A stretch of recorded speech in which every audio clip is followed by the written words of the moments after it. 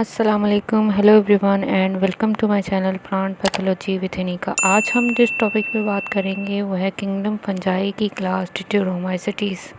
और lecture start करने से पहले मैं आप सबसे रिक्वेस्ट करूंगी कि प्लीज़ मेरे चैनल को सब्सक्राइब करें और बेल आइकन को प्रेस करना ना भूलें ताकि हर नई आने वाली वीडियो का नोटिफिकेशन आप लोगों को मिल सके। Let's start the lecture. Class deuteromycetes. Deuteromycetes को हम फंगस इम्परफेक्टाई कहते हैं। ठीक है, फंगस इम्परफेक्टाई हम इसे इसलिए कहते हैं क्योंकि इसके रिप्रोडक्शन में थोड़ा डिफरेंस है as compared to other classes of fungi. Actually इस क्लास में रिप्रोडक्शन के बेसिस पे लोगों को समझ ही नहीं आ रहा था कि इसको किस क्लास में रखना है। इसको डिट्यूरोमाइसीटीज़ में रखें, इसको माइसीटीज़ में रखें या बसीडियोमाइसीटीज़ में रखें, लोगों को समझ आ ही नहीं रहा था।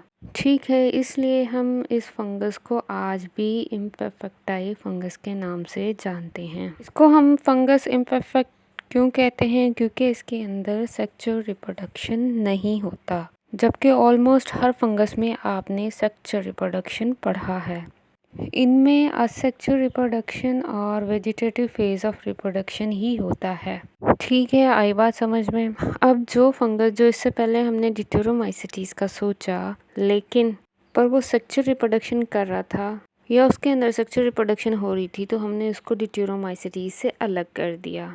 अब हमने उसको भेज दिया कि बसीडियो में चले जाओ, एस्को में चले जाओ, लेकिन तुम डिट्यूरोमाइसीटीज़ में नहीं रह सकते, क्योंकि डिट्यूरोमाइसीटीज़ में सिर्फ वही फंगस हैं जो असेक्सुअल रिप्रोडक्शन करते हैं या वेजिटेटिव फेज ऑफ रिप्रोडक्शन होता है जिनके अंदर। Now it is also possible that asexual and vegetative stages have been given one name place under deuteromycetes. हो सकता है जो फंगस सेक्सुअल रिप्रोडक्शन या वेजिटेटिव स्टेजेस ऑफ रिप्रोडक्शन करे तो उसको हम डिट्यूरोमाइसीटीज़ में रखें, और जो सेक्सुअल करे उसको हमें इन अदर क्लास में भेजना पड़ेगा, मे बी एस्कोमाइसीटीज़ या बसीडियोमाइसीटीज़ के अंदर। ठीक है, उसके बाद लोगों ने लिंकेज इस्टेब्लिश किया। लिंकेज ऐसे इस्टेब्लिश किया कि जो फंगस सेक्सुअल रिप्रोडक्शन करता है उसको डिट्यूरोमाइसीटीज़ से हटा दो, उसको बसीडियो या एस्कोमाइसीटीज़ में भेज दो। ठीक है, आई होप कि आप लोगों को अच्छे से समझ आ रहा होगा। नेक्स्ट, फंजाई की 25,000 स्पीशीज़ में 2,000 जानवर ऐसे हैं जिनकी सेक्सुअल स्टेट नहीं है, और इनके अक्सर फाइलम एस्कोमाइसीटीज़ में होते हैं, और इन्हें कुछ और नाम भी दिए गए हैं, जैसे कि anamorphic fungi, mitosporic fungi, conidial fungi, imperfect fungi या फंजाई इम्परफेक्टी। और अगर बात करें इनके सोमेटिक स्ट्रक्चर की, तो इनका जो माइसीलियम होता है ना, वो वेल डिजर्व्ड और सेप्टेड होता है। ठीक है ना। नेक्स्ट बात करते हैं फ्रूटिंग बॉडीज़। फ्रूटिंग बॉडीज़ में सबसे पहले आ जाते हैं कोनेडिया। डिट्यूरोमाइसीटीज़ में रिप्रोडक्शन है ना स्पेशल स्पोर्स के ज़रिए होती है, जिन्हें कोनेडिया कहा जाता है। और ये जो कोनेडिया होते हैं वो नॉन मोटाइल और असेक्सुअल स्पोर्स होते हैं, जो कि कोनेडियोफोर की टिप या साइड पे बनते हैं, और इनकी शेप और साइज़ जो है ना वो अक्सर टेक्सा पर डिपेंड करता है। और ये spherical, round, long, elongated, cylindrical, thread like और कर्व्ड हो सकते हैं, और ये एक सिंगल सेल या मल्टी सेल्स हो सकते हैं, बिना सेप्टा, ट्रांसवर्स या लॉन्गिट्यूडल सेप्टा, या दोनों तरह के हो सकते हैं। नेक्स्ट बात करते हैं कोनेडियोफोर्स की। कोनेडियोफोर्स जो होता है ना वो एक सिंपल ब्रांच्ड हाइफा होते हैं जो सोमेटिक हाइफा से निकलते हैं। ठीक है ना। और जिसकी टिप या साइड पर एक या एक से ज़्यादा कोनेडियोजीनस सेल्स होते हैं, और कोनेडियोजीनस सेल्स से कोनेडिया बनते हैं। ठीक है, अब देखते हैं कि कोनेडियोजीनस सेल्स क्या होते हैं। कोनेडियोजीनस सेल्स एक हाइफल कंपार्टमेंट या सिंपल सेल होता है जिसमें या जिससे कोनेडियम स्पोर्स बनाया जाता है। ठीक है ना। नेक्स्ट बात करते हैं कोनेडियल प्रोडक्शन की, कि कोनेडिया कैसे बनते हैं। ठीक है, तो कोनेडिया जो है ना वो दो तरीक़ों से बनते हैं। नंबर 1 जो है वो डायरेक्टली कोनेडियोफोर्स पर, जिसमें कोनेडियोफोर्स सोमेटिक हाइफा से निकलते हैं और कोनेडिया को प्रोड्यूस करते हैं। ठीक है ना। और नंबर 2 जो है वो बनते हैं स्पेशल फ्रूटिंग बॉडीज़ में, जिसमें कुछ स्पेशल टाइप की फ्रूटिंग बॉडीज़ में कोनेडिया बनते हैं, जैसा कि सैनिमेटा, स्पोरोडोकिया, पैक्सनीरिया एंड एसरविलस। अब देखते हैं कि सनेला क्या है। सनेला या सैनिमेटा एक टाइप का फ्रूटिंग बॉडी होता है जिसमें कोनिडियोफोर्स एक बेस पर यूनाइट होते हैं और कोनिडियोफोर्स के जो अपर एंड्स होते हैं ना वो फ्री होते हैं। कोनिडियोफोर्स की टिप पर कोनिडिया डेवलप होता है, ठीक है ना। और ये जो कोनिडियोफोर्स होते हैं ना वो यूजुअली ब्रांच्ड होते हैं एट द टॉप, ठीक है। आई बात समझ में। नेक्स्ट डिस्कस करते हैं एस्पेरिलस के। एस्पेरिलस क्या है? एस्पेरिलस भी एक टाइप का फ्रूटिंग बॉडी होता है जिसमें एक flat auto secure shape structure होती है या short कोनिडियोफोर्स equation like flat mass of Haifa से निकलते हैं और ये कोनिडियोफोर्स क्लोजली पैक्ड टुगेदर रहते हैं। सब एपिडर्मली लोकेशन होती है होस्ट प्लांट के टिश्यू में, इम्प्रिंट हो जाती है होस्ट प्लांट टिश्यू के बाहर निकलते ही, ठीक है। मैं उम्मीद करती हूँ आप लोगों को समझ आ रहा होगा। नेक्स्ट बात करते हैं स्पोरोडोकियम। स्पोरोडोकियम भी एक टाइप की फ्रूटिंग बॉडी है जिसकी कजन शेप स्ट्रक्चर होती है, ठीक है ना। और ये कोनिडियोफोर्स से कवर्ड होता है। और यहाँ पे एडिशनली मैं आप लोगों को बताती चलूँ कि स्पोरोडोकियम में जो कोनिडियोफोर्स होते हैं ना वो एक डेंस क्लस्टर में होते हैं और ये कोनिडिया फॉर्मेशन का सेंटर होता है, ठीक है ना। और नेक्स्ट फ्रूटिंग बॉडी डिस्कस करते हैं जो कि है पक्सनीडियम। पक्सनीडियम जो है ना वो ग्लूब्स और Flask shaped hello fruiting body है जिसके अंदर कोनिडियोफोर्स होते हैं, ठीक है। नेक्स्ट ये डायग्राम है कोनिडिया फॉर्मेशन और फ्रूटिंग बॉडीज की टाइप्स की। तो इस डायग्राम में कोनिडिया भी हैं कोनिडियोफोर्स के ऊपर और स्पोरोडेकियम, सेनेला, एस्पेरिलस और पक्सनीडियम की सारी एग्जांपल्स हैं। ये डायग्राम में आप थोड़ी क्लियर नज़र नहीं आ रही लेकिन मैंने कोशिश की आप लोग को ये दिखाऊं ताकि आप लोग को थोड़ा अंदाज़ा हो सके फिर कि फ्रूटिंग बॉडीज़ की शेप्स कैसी होती हैं, ठीक है ना। नेक्स्ट डिस्कस करते हैं important structure in meiotic reproduction. तो मायोटिक रिप्रोडक्शन में जो इम्पोर्टेंट स्ट्रक्चर्स हैं ना वो ये रहे, आपको पिक्चर भी नज़र आ रही है, इसमें सारे स्ट्रक्चर जो है ना बताए गए हैं। फर्स्ट है कोनिडियोफोर्स, फिर कोनिडियोजीनस सेल्स और फिर कोनिडियम। कोनिडियोफोर्स जो है ना वो स्पेशलाइज्ड हाइफी होती है जो कि कोनिडिया प्रोड्यूस करती है और कोनिडियोजीनस सेल्स स्पोर्स प्रोड्यूसिंग सेल जो कोनिडिया फॉर्मेशन में इन्वॉल्व होती है, ठीक है। कोनिडियम मिटोस्पोर्स असेक्सुअल स्पोर जो कि मेटियोटिक रिप्रोडक्शन के थ्रू प्रोड्यूस होती हैं, ठीक है ना। इन स्ट्रक्चर की मदद से फंजाई अपनी पॉपुलेशन को बढ़ाती है और एनवायरनमेंट में स्प्रेड होती है, ठीक है ना। नेक्स्ट यहाँ पे हम सारी फ्रूटिंग बॉडीज़ को डिटेल में डिस्कस कर लेते हैं उनके स्ट्रक्चर के साथ। और फर्स्ट आ जाती है सेनेला। जैसा कि मैंने आपको पहले बताया था कि सेनेला एक फ्रूटिंग बॉडी है जो कि डिटोरोमाइसिटीज में पाई जाती है। इसमें कोनिडियोफोर्स होता है ना वो एक बेस पर इकट्ठे होते हैं और टॉप पर फ्री होते हैं जैसा कि आप इस पिक्चर में देख रहे हैं, ठीक है ना। इन कोनिडियोफोर्स की टॉप पर कोनिडिया डेवलप होते हैं जो कि फंगल प्रोपगेशन और सर्वाइवल में मदद करते हैं। सेनेला के कैरेक्टरिस्टिक फीचर्स ये हैं कि कोनिडियोफोर्स जो होते हैं ना वो यूजुअली ब्रांच्ड होते हैं टॉप पर, जैसे कोनिडिया फॉर्मेशन और डिसेमिनेशन में मदद करते हैं, ठीक है ना। ये स्ट्रक्चर डिटोरोमाइसिटीज और एस्कोमाइकोटा फंगस में पाए जाते हैं और इनके एसेक्सुअल रिप्रोडक्शन में इंपॉर्टेंट रोल प्ले करते हैं। नेक्स्ट डिस्कस करते हैं एस्पेरिलस। एस्पेरिलस जो फ्रूटिंग बॉडीज़ है ना वो सिक्योर शेप या फ्लैट फ्रूटिंग बॉडी होता है जिसमें कई छोटे कोनिडियोफोर्स एक लाइक मास ऑफ हाइफा से निकलते हैं जो डेंसली पैक्ड होकर होस्ट प्लांट के टिश्यू पर इरम्पेंट होते हैं, जैसे कि आप इस पिक्चर में इसकी शेप देख सकते हैं।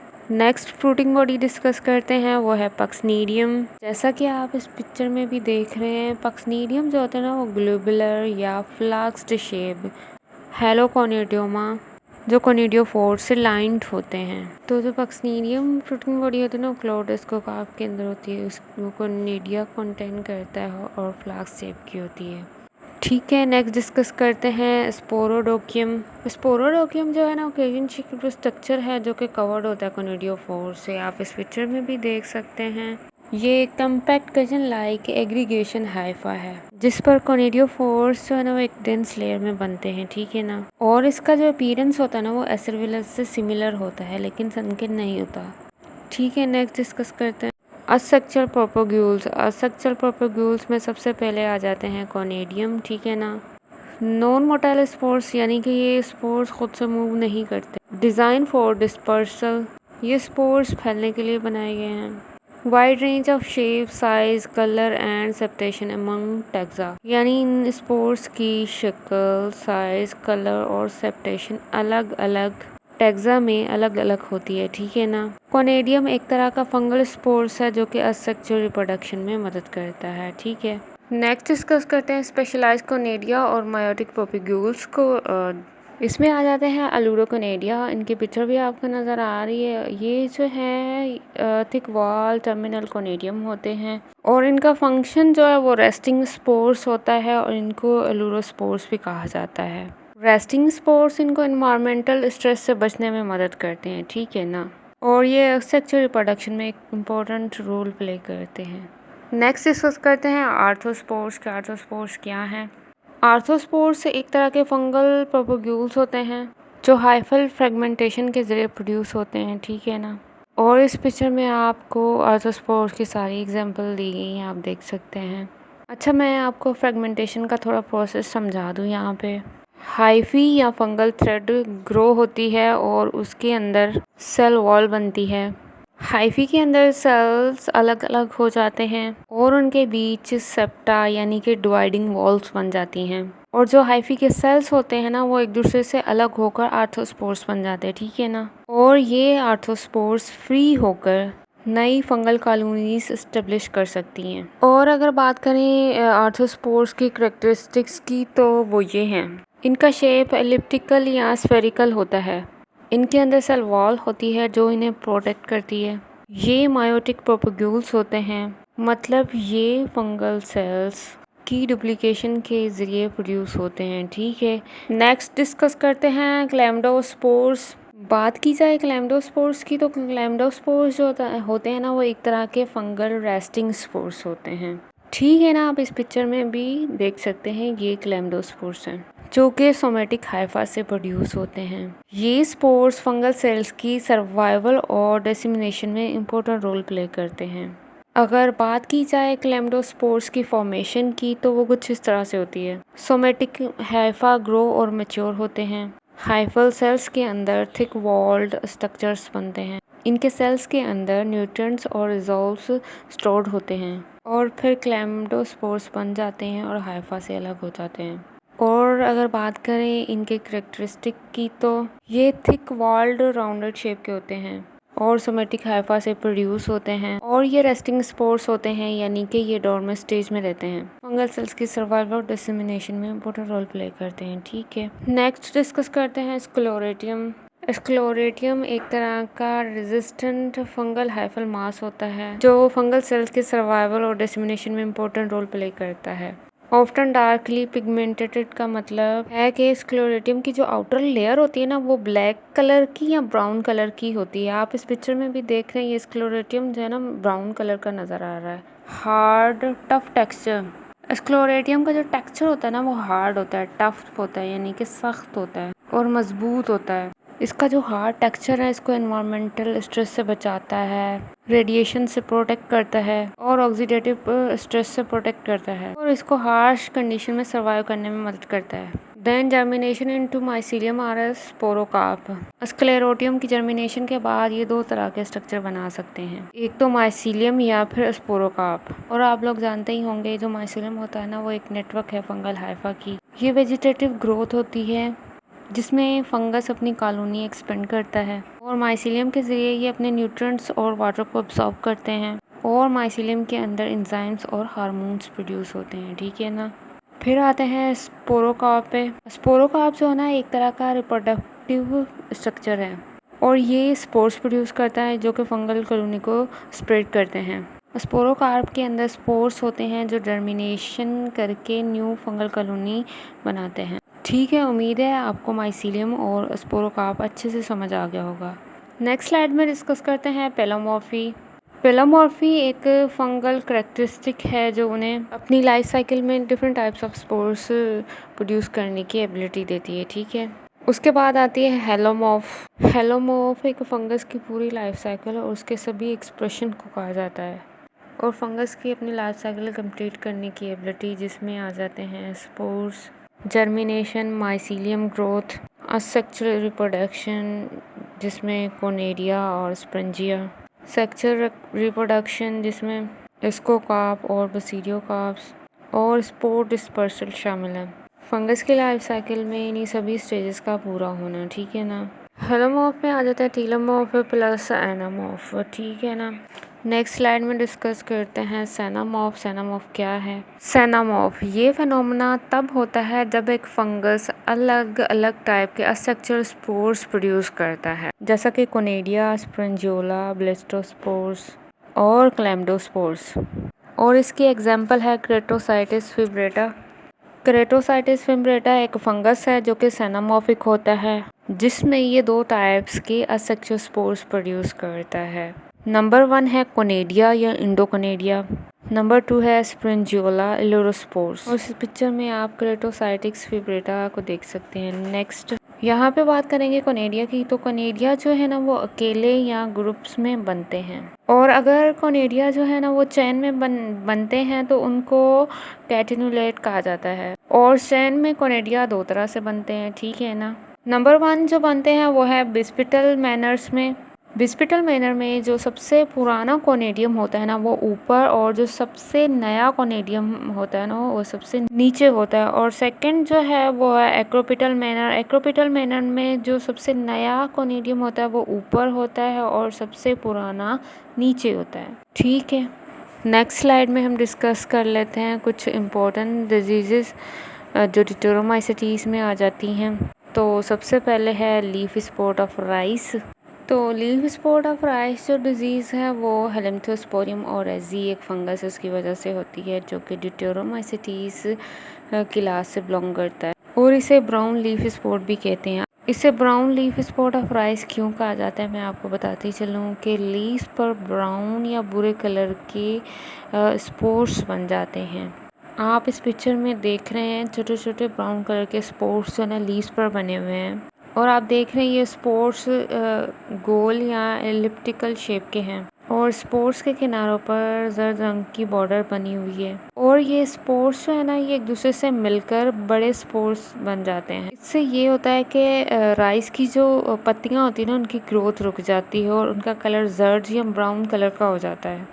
और यहाँ पे मैं आप लोगों को थोड़ी ब्राउन लीफ स्पॉट की हिस्ट्री बताती चलूँ। 1942-43 में बंगाल में एक फेमाइन आया था brown leaf spot of rice, जिसकी वजह से बंगाल में राइस की फील्ड में बहुत ज़्यादा नुकसान हुआ था। और बंगाल फेमाइन जो है ना वो एक बहुत बड़ा ह्यूमैनिटेरियन क्राइसिस था, जिसमें इस फेमाइन की वजह से लाखों लोगों की जान गई थी।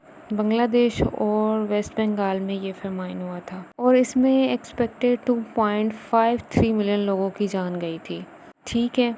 और जो हमारी नेक्स्ट डिजीज़ है वो है अर्ली ब्लाइट। और जो early blight of potato disease है वो होती है अल्टरनेरिया सोलानी की वजह से। और अगर बात करें अर्ली ब्लाइट के सिम्टम्स की, तो यहाँ पे आप इस पिक्चर में देख रहे हैं छोटे ब्राउन कलर के ओवल ब्राउन स्पोर्स आपको लीव्स पर नज़र आ रहे होंगे, और इन स्पोर्स में कॉन्स्ट्रिक रिंग्स होती हैं, और जैसे जैसे इन्फेक्शन फैलता है इन स्पोर्स की साइज़ बढ़कर पूरा जो है ना पत्ती को यानी कि लीफ को कवर कर लेते हैं।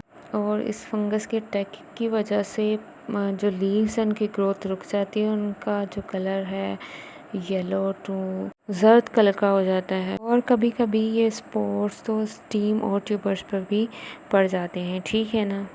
और नेक्स्ट डिजीज़ है वो है रेड रॉट।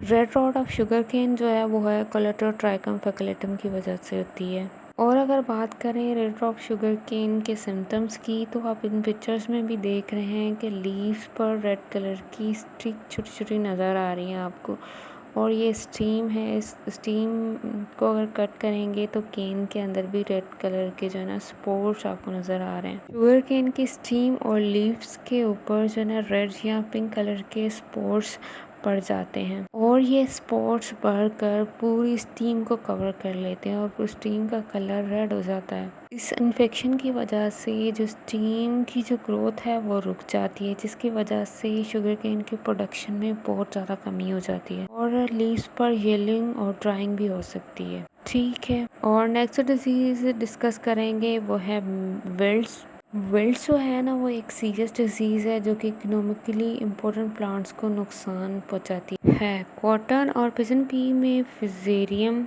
कि फंगस की वजह से सडन विल्ट की प्रॉब्लम होती है और टर्शरी एलिमेंट्स में ब्लॉकेज हो जाती है फंगस की ग्रोथ की वजह से, जो कि फिजेरियम होता है या फिर फिजेरियम ऑक्सीस्पोरियम और फिजेरियम यूडम। और यहाँ पे हम फिजेरियम विल्ट के थोड़े सिम्टम्स डिस्कस कर लेते हैं। आप पिक्चर भी देख सकते हैं कि पूरा प्लांट जो है ना, ये टमाटो का प्लांट है, ये पूरा विल्टेड है। बात की जाए विल्ट के इनिशियल सिम्टम्स की तो लीव्स में येलोइंग हो जाती है और लीव्स में विल्टिंग हो जाती है। फिसेरियम विल्ट के इन्फेक्शन की वजह से जो प्लांट की स्टीम होती है ना, उसके अंदर भी वीकनेस हो जाती है। और एडवांस सिम्टम्स में जो लीव्स हैं वो ब्राउन हो जाते हैं और स्टीम में ब्राउन या ब्लैक डिस्कलरेशन हो जाती है। और अगर विल्टेड प्लांट को अप्रूट करके देखा जाए तो रूट के अंदर रॉटिंग हो जाती है, प्लांट की ग्रोथ रुक जाती है, यानी कि प्लांट स्टंटेड ग्रोथ शो करता है। लीफ ड्रॉप और स्टीम में क्रैकिंग हो जाती है और लास्ट में प्लांट की डेथ हो जाती है। ठीक है, तो ये थी क्लास डिप्टेरोमाइसीटीज की कुछ इंपॉर्टेंट डिजीजेस। मैंने सारी तो डिस्क्राइब नहीं की हैं, लेकिन कुछ इंपॉर्टेंट जो है ना वो मैंने आपको यहाँ पे समझाने की कोशिश की है। That's all for today. इस उम्मीद के साथ कि आपको क्लास डिप्टेरोमाइसीटीज का लेक्चर समझ आएगा, इसकी रिप्रोडक्शन समझ आई होगी और आपने इम्पोर्टेंट डिजीज़ भी देख ली हैं। और अगर आपको कोई बात समझ नहीं आ रही क्लास डिप्टेरोमाइसीटीज में से, तो आप कमेंट बॉक्स में क्वेश्चन पूछ सकते हैं। और इसके अलावा मैं आप लोग से रिक्वेस्ट करूँगी कि प्लीज़ अगर आप लोगों ने कोई टॉपिक समझना है तो कमेंट बॉक्स में मुझे कमेंट करके बता सकते हैं। मैं उस टॉपिक पे वीडियो बना के चैनल पे अपलोड कर दूँगी। और यहाँ पे मैं आप लोगों को बताती चलूँ कि जो हमारा नेक्स्ट लेक्चर होगा वो फंजाई की क्लासिफिकेशन का लास्ट टॉपिक होगा और उसका टॉपिक होगा क्लास ओमाइसीटीज। और इस वीडियो के एंड में मैं आप लोगों से रिक्वेस्ट करूंगी कि जो भी मेरी वीडियो देख रहा है प्लीज़ मेरे चैनल को सब्सक्राइब करें और बेल आइकन को प्रेस करना ना भूलें, ताकि मेरी हर नए आने वाली वीडियो का नोटिफिकेशन आप लोगों को मिल सके। Thanks for watching. अल्लाह हाफिज़।